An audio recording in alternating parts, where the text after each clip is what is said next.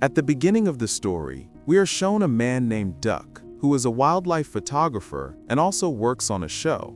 The name of the show is Man vs., in which Duck goes alone into the jungle and teaches survival there. 2 parts of this show have already been released.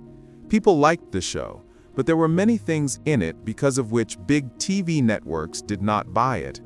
They are about to shoot. At the beginning of the story, we are shown a man named Duck, who is a wildlife photographer and also works on a show. The name of the show is Man vs., in which Duck goes alone into the jungle and teaches survival there.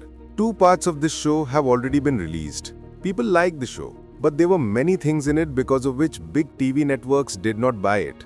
They are about to shoot the 3rd part, and if no channel buys it, then Duck and his entire team will go broke. Duck and his team are going through tough times. Therefore, Duck and his team decided to go into the forests of northern Canada, where survival is extremely difficult.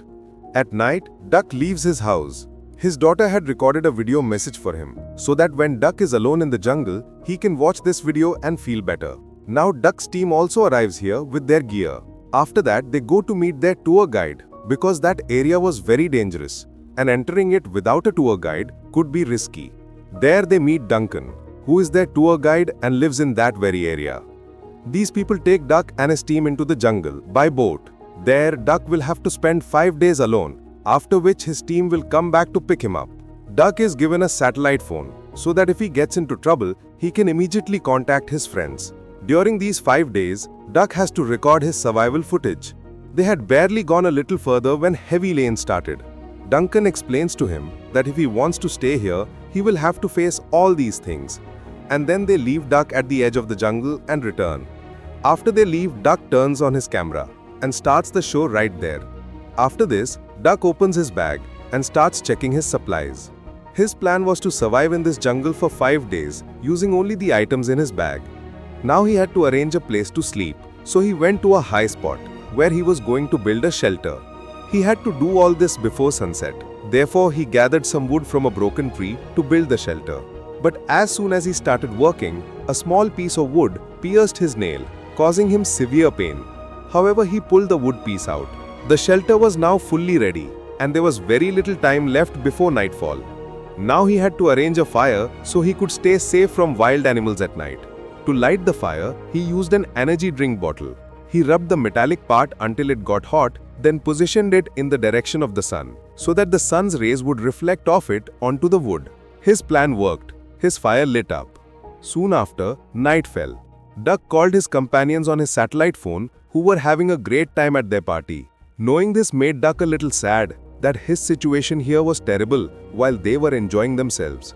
But still, Duck had to accept that no one else was there. This was his job. Somehow he slept there, warmed by the fire. But at midnight, a huge explosion occurred, waking Duck up, because he felt it, though he ignored it and went back to sleep. He thought maybe it was an earthquake. The next day when he opened his eyes, he saw something had torn through the jungle and crashed into the river, which is why the ground had shaken. Duck ran to that spot. When he arrived, he saw that all the fish in the water were dead. That meant something poisonous had fallen into the water. But this actually benefited Duck. He now had fish both for content and for food. Just then, Duck spotted a wolf. It came to the riverbank but didn't eat any fish and ran away in fear. Duck understood that the wolf must have sensed something he couldn't, meaning the fish weren't safe to eat. So he'd have to do something else. He also wanted to inform his team about this, because he didn't know what had happened to the river. He tried calling his friends, but the satellite phone wasn't working. This confirmed Duck's suspicion that a meteor must have fallen during the night, disrupting all networks. The problem now was that Duck was hungry since the previous night, so he'd have to hunt. Therefore, he set up 3 traps in one spot to catch an animal, and started recording some footage nearby.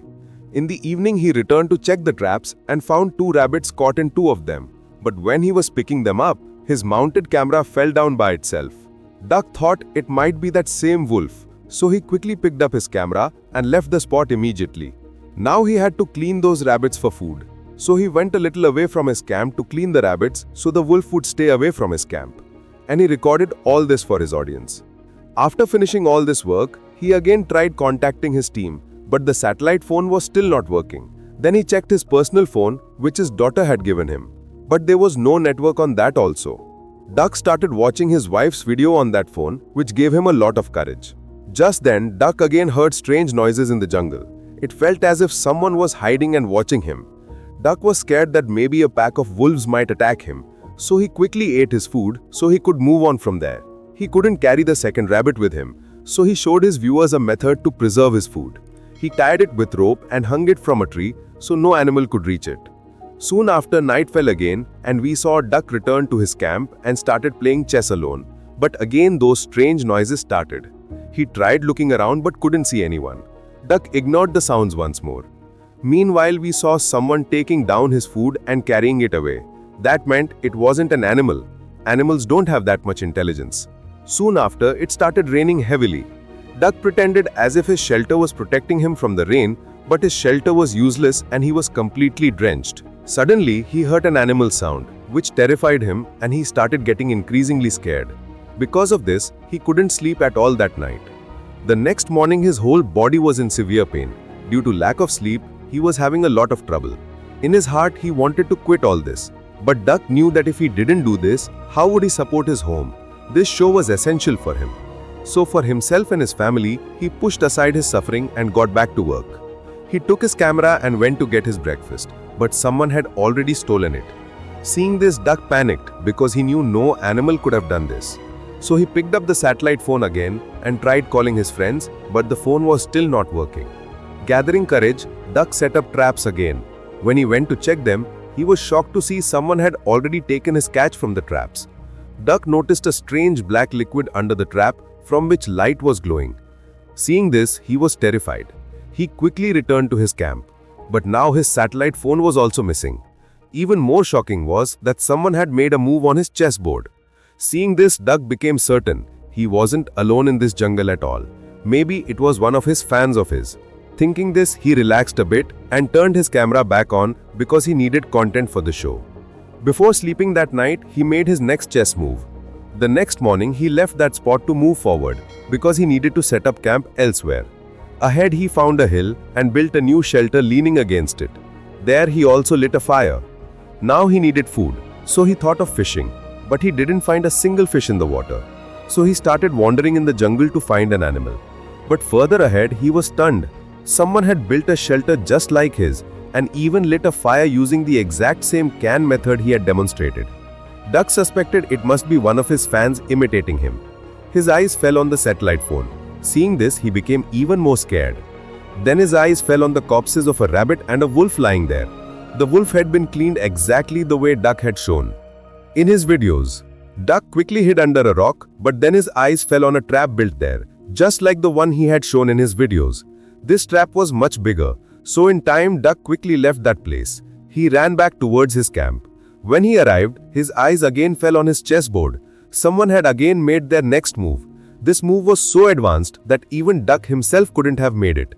With no other option, he decided to stay right there at this camp. He set up 3 cameras around his camp, so that if anyone came, it would be recorded. But as soon as he fell asleep, someone knocked down all the 3 cameras. When Duck saw this in the morning, he got scared because he wasn't safe here at all. Although no harm had come to him yet, it certainly could in the future. Duck needed to get out of here as quickly as possible because whatever this thing was, it was watching Duck's every move. Once again, Duck recorded some footage for his show. But just then, a powerful wave hit him, throwing him far into the river. Somehow he managed to reach the shore, but blood was coming out of his eyes, nose and ears because that wave had been extremely powerful. Duck wrung out his clothes, put them back on and started running. He wanted to get out of here at any cost. But while running, Duck fell into a deep pit. He was about to lose consciousness when he looked up. Someone was definitely there, watching him. After a while, his eyes opened, and his condition was very bad. His hand was injured, so he tied it with his shirt and started trying to climb out of it. He managed to get out of the pit and reach the spot where his friends had been staying. He saw their camps were still there, but the people were missing. Looking around, he spotted Teddy. He was hanging from a tree just like Duck had hung the rabbit in his video. Duck quickly took Teddy down from the tree. Teddy was still alive. Duck also needed help, so he quickly went inside the camp to try and contact someone via radio, but the radio was dead too. When Duck came out with the medical kit, he came face to face with an alien. That night, the alien had crashed through the jungle and landed on Earth. It was first trying to learn human behaviors and habits, that is why it hadn't killed Duck yet. There were also the corpses of Duck's team members, their skins peeled off. It was all extremely horrifying. As soon as the alien saw Duck, it shot out that web-like substance from its mouth again, but Duck escaped and ran away. Duck made a plan. He lured the alien behind him and ran towards the same pit he had fallen into earlier. The alien fell right into his trap. As soon as the alien fell into the pit, Duck threw many rocks on top of it, crushing the alien under it. Duck thought the alien was probably dead, so he quickly ran to save Teddy. But Teddy was already dead. Duck covered the bodies of all his companions and sat by the riverside, recording a final message for his family, in case no one came to rescue him and he didn't survive. Duck opened his daughter's message and watched it, which gave him courage again. He wanted to get out of here at any cost. So first he bandaged his wounds. Then he looked at the map inside the camp and found out that Duncan's house was 6 kilometers away. Without losing courage, Duck started moving.